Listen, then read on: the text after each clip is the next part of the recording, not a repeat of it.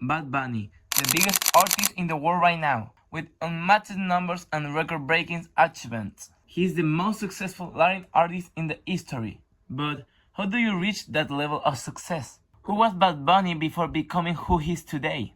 My name is Nicolas Lopez, and I present to you the history of Benito Antonio Martínez Ocasio, Bad Bunny. Un aplauso para mami y papi, porque en verdad rompieron.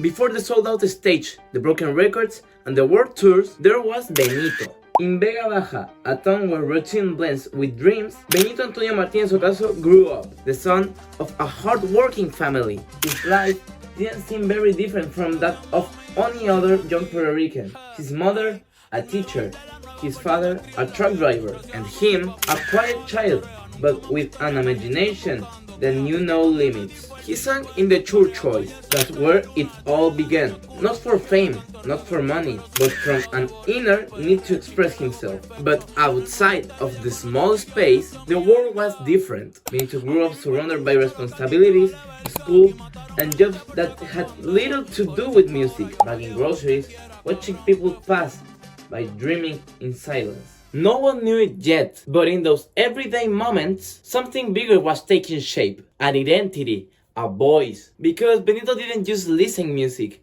he lived it. In the privacy of his room, he began recording his first songs. No professional equipment, no expectations, just hunger to be heard. And then came the moment that would change everything. From Benito to Bad Bunny. This is where the first step began of a phenomenon that will transform urban music forever.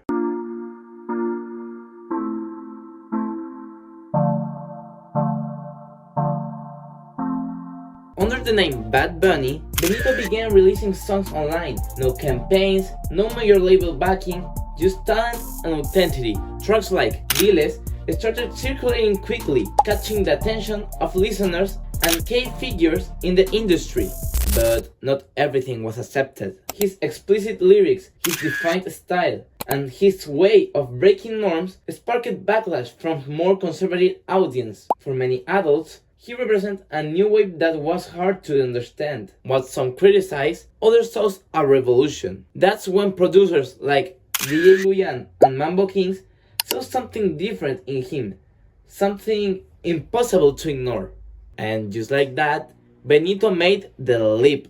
Collaborations began to follow. Names like Arcángel, J Balvin, and Ozuna started reaching out. The young man who recorded in his room and worked at supermarket was now on the radar of the biggest names. His growth was unstoppable. Every release expanded his reach, every verse his impact, and with fame came the controversy. His lyrics, his aesthetic, his stance of gender norms, everything became a topic of discussion. But Bunny wasn't just making music, he was challenging the expectations. But as the debate grew, so did his name. Little by little, he began breaking into the US market. Latin trap was no longer a local phenomenon, it was becoming global.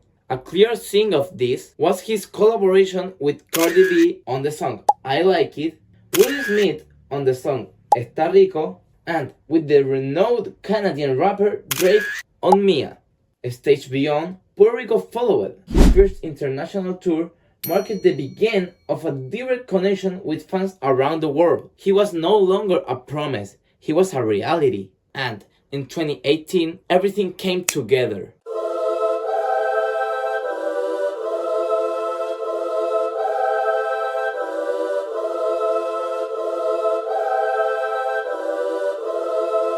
The release of Por Siempre wasn't just his first album, it was a statement, a mix of style, of emotion, of identity. Bad Bunny was no longer just a name on the internet, he was a voice redefining urban music. The begin was only the start, and what came next would change the rules of the game forever. But Bunny will stop asking from this point on. Él hará lo que le da la gana. Bad Bunny didn't slow down. He kept releasing music and his song kept breaking records. Tracks like Calladita No Me Conoce remix alongside Jay Cortez and Soltera remix with Lunay and Daddy Yankee reached a billion of streams. The world didn't just listen to him anymore, it followed him. At this point, Bad Bunny was no longer a promise, he was a reality. But what got him there wouldn't be what kept him there. The trap that gave him his start was beginning to change, and with it, Benito. His music began to expand, new rhythms, new influence, a more accessible sound, but also more daring. It wasn't about fitting in, it was about evolving. Along that path, projects like Oasis showed an artist willing to experiment to break formulas. One of these clearest examples, La Canción, a melancholic, emotional track, completely different from the era of the Bad Bunny people first knew. But beyond the music, the world changing too. Puerto Rico was facing one of the toughest crises, and Benito didn't stay in silence. His voice began to go beyond music. Alongside figures like Residente, he spoke out against the government. He sang its response after the hurricane and supporting the people's protests. From that collective anger, K-Moments were born. In the middle of that context came Bellacoso, a collaboration filled with energy and defiance. More than just a song, it was a direct response to the social and political climate on the island. Music was no longer just entertainment, it was becoming protest. And as his message grew, so did his image, from a street aesthetic to an expressions without limits. Painted nails, skirts, silhouettes that challenged the traditional gender norms. Every choice was a statement, an invitation what was considered normal. And then, thanks to Jennifer Lopez and Shakira, came the opportunity to perform on one of the biggest stages in the world. Bad Bunny performed in front of millions during the Super Bowl halftime show, solidifying his place in global culture. He was no longer just an urban artist, he was a cultural phenomenon. But the most important moment was yet to come. 2020, Bad Bunny released Yo Hago Lo Que Me Da La Gana.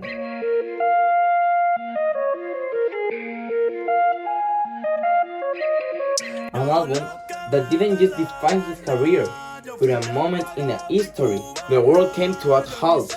The pandemic forced isolation, and in the silence, his music became company. Yo Lo Que Me Da La Gana was energy, nostalgia, freedom, an escape in uncertain times. But among all its moments, one changed everything. In Yo Perreo Sola, Bad Bunny appears dressing in drag.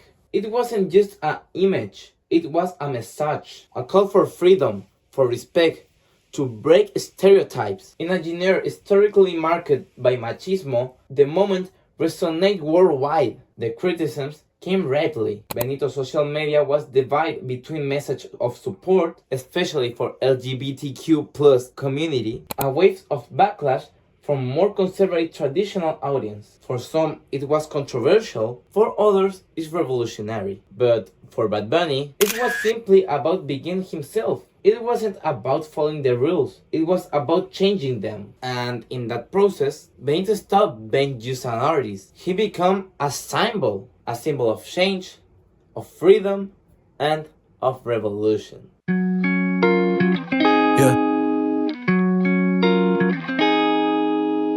Gracias. Gracias. Hey. Yo Hago Lo Que Me Da La Gana wasn't just a success, it was a phenomenon. Record-breaking numbers on the streaming platform, historic figures and nominations that confirmed what the world already knew. Bad Bunny began appearing and winning on the stage like the Grammy Awards, bringing Latin sounds into space where it had rarely been the focus before. The impact was undeniable, but Benito was already thinking about what came next. At the peak of his success, he made an unexpected statement. He said that in 9 months, he will release one final album before retiring. A strategy or reality? No one knew, but as always, he delivered. While the world saw a superstar, his personal life was also taking shape. Away from the stage, there was another history. The relationship between Benito and Gabriela Berlingeri exists in a balance between public and private. a connection that, though discreet, influences his music. Then, another global hit arrived, Duckity, an instant success, number one in multiple countries, a song that reinforced his dominance even before his next album. But Bunny didn't follow trends, he created them. And then, December 2020, he released El Último Tour del Mundo. More introspective, more experimental, more personal. Rock influence, trap, and alternative sounds shaped a project that broke away from everything expected of him. But Bunny wasn't just evolving, he was reinventing himself. Tracks like Booker T showcased his confidence, his identity, his complete control of the moment. There were no more doubts. In La Noche de la Noche, alongside Rosalía, he explored more intimate, vulnerable emotions. However, due to the level of chemistry and closing between the Puerto Rican artist and the Spanish singer, the speculations began to grow, taking even more shapes in Haciendo que me amas. In Haciendo que me amas, many saw a more personal story reflected, a narrative that, according to interpretations, hinted at the deterioration of his relationship with Gabriela. The line between artist and person was beginning to blur. Benito never confirmed it, but everything felt like a farewell letter, marked permanently. And finally, another clear message that Bad Bo delivers in the album. With Yo Visto Así, the message was clear. It wasn't about fashion, it was about identity, a statement against prejudice, an affirmation of freedom. Supported by artists who like Bad Bunny, such as Ricky Martin, Karol G, and Sofia Vergara, have also faced criticism and labels because of their image. It also reflected his cultural impact, even extending into fashion, showcasing his nature collaboration with Adidas. Bad Bunny wasn't just influencing music, he was influencing fashion and the way people think. What began as an experiment became an artistic statement, a supposed ending that in reality opened a new chapter. The end was never the end, because if anything had become clear, it was that Benito didn't follow paths, he created them. However, not even Benito knew how big his next creation would be.